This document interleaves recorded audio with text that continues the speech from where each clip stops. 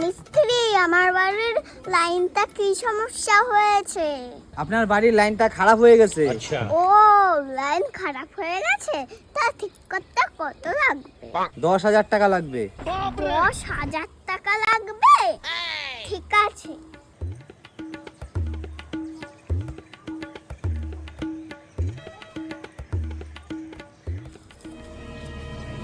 এই 200 টাকাটা রেখে সবার বাড়ির লাইনটা কেটে দাও।